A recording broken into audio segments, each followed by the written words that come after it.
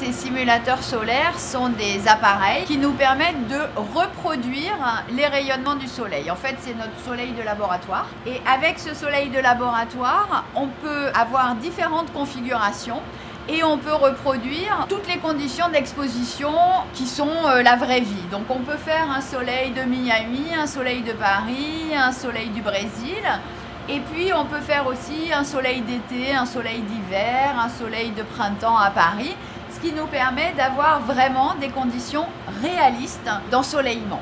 On va pouvoir avoir que les ultraviolets B du soleil ou que les ultraviolets A du soleil ou qu'une petite partie de rayonnement d'intérêt pour lesquels on veut savoir précisément ce que font ces rayonnements au niveau de la peau.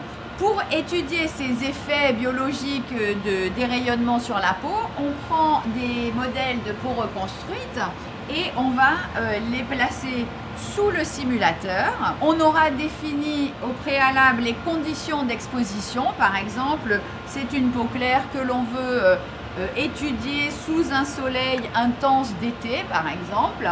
Donc on a configuré l'appareil pour faire un soleil d'été. Et lorsqu'on va allumer le simulateur, notre échantillon va être exposé à ce rayonnement ultraviolet qui reproduit un soleil d'été. En fonction du temps d'exposition, on a une dose.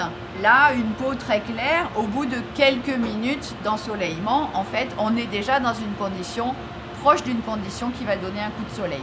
On enlève ensuite nos échantillons, on les reprend.